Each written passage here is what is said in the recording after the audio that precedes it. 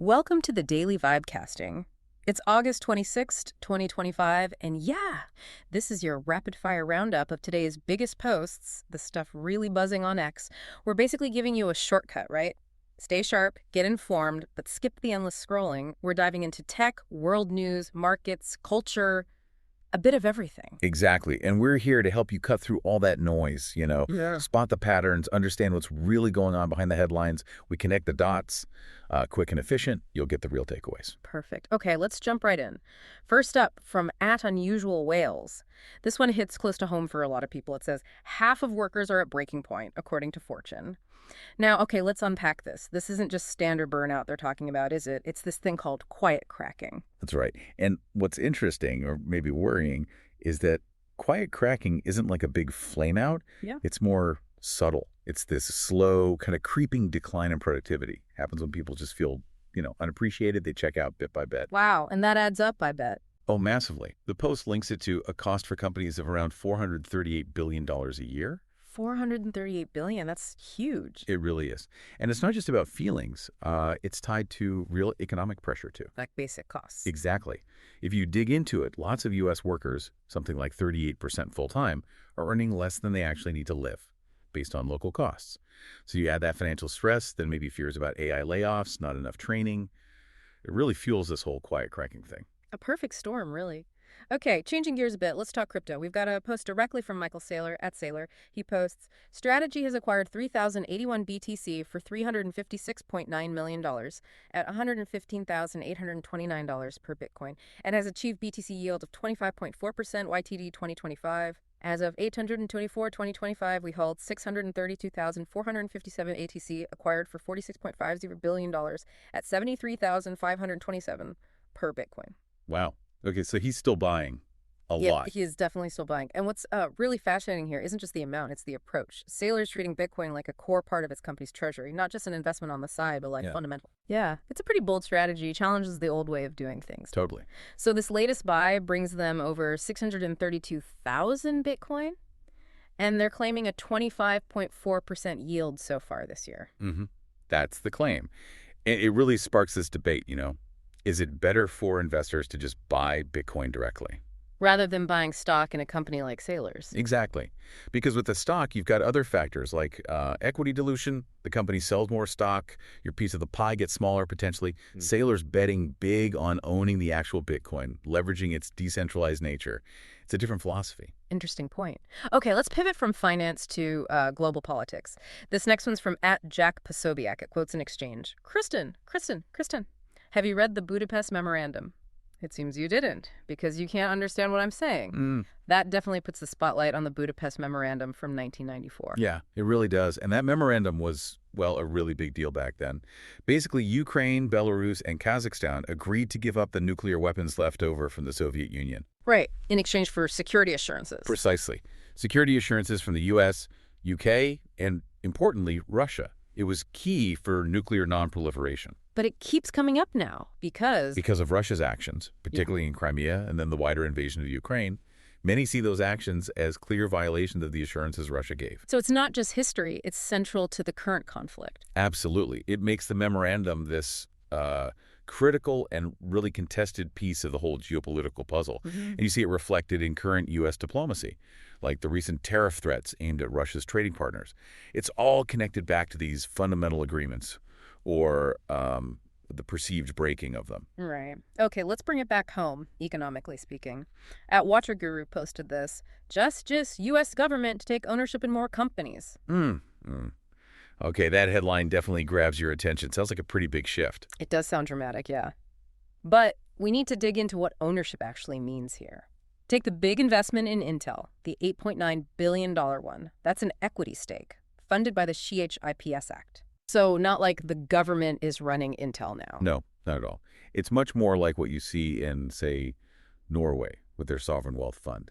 It's strategic investment, state capitalism, you could call it. It's definitely not communism, which would mean total state control over production. Gotcha. And the goal with Intel is? Boosting chip manufacturing here in the U.S., that's seen as vital for national security and the economy. And the key thing is, the agreement with Intel specifically says that the government gets no governance rights. It's passive ownership, a strategic boost, not a takeover. That's a really important distinction. Okay, now for something completely different. Corporate branding and public reaction. From @BennyJohnson. Breaking. Cracker Barrel issues official statement after major backlash over its rebrand. You've shown us that we could have done a better job. If the last few days have shown us anything, it's how deeply people care about Cracker Barrel. We're truly grateful for your... Wow, so Cracker Barrel had to apologize for a rebrand. That shows you how intense things can get. It really does. It's a perfect example of how brand identity, nostalgia, all that stuff runs deep.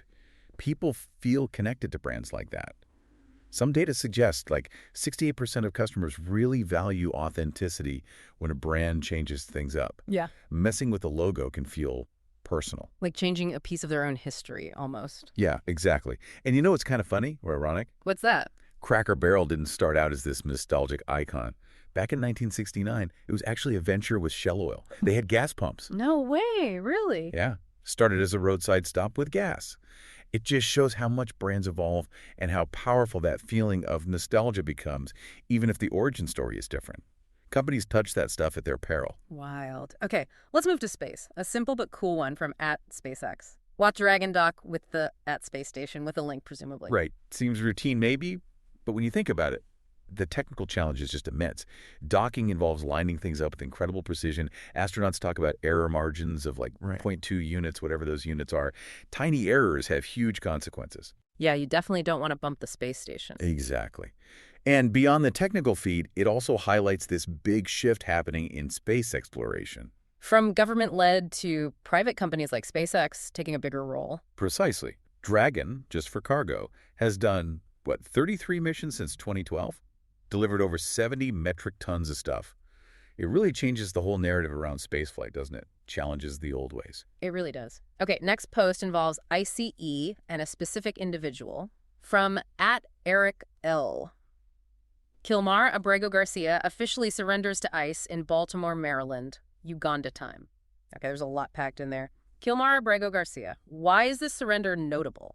Well, the context here is pretty significant. This individual, Abrego Garcia, was actually deported by mistake just a few months ago, back in March 2025. Deported by mistake? How does that happen? It seems it was an administrative error. He was sent to El Salvador. His detention was apparently based on gang allegations, which his lawyers argue were unproven. And the Uganda time mention, what's that about? That's the part that raises more questions. It suggests there might be plans to deport him again, possibly to a third country, Uganda. Legally, that's complicated. It brings up major due process concerns, especially since his lawyer is filing, or has filed, a habeas petition challenging his detention.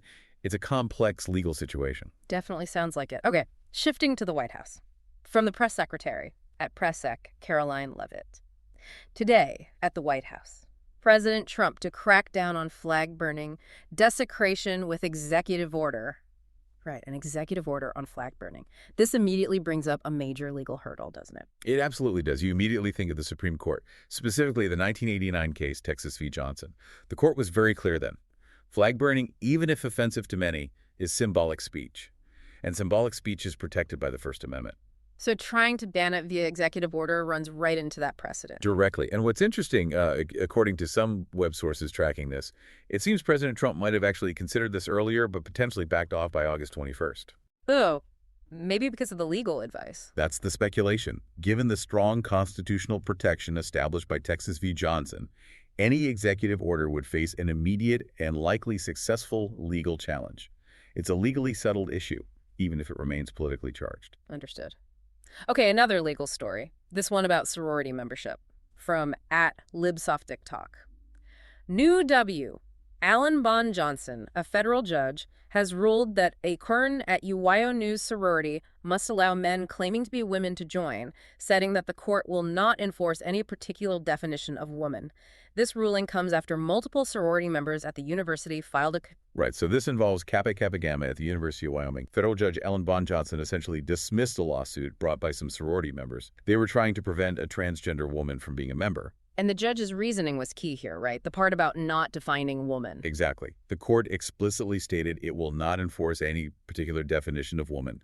It basically deferred to the private organization's own rules and autonomy on membership. So it's less about the court defining gender identity itself and more about the court stepping back from interfering in a private group's criteria. That seems to be the core of the ruling.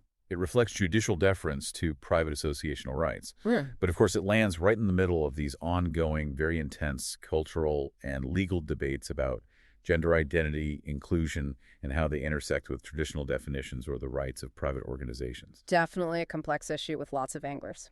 Okay, let's circle back to President Trump and executive orders. This one from @VigilantFox seems quite energized.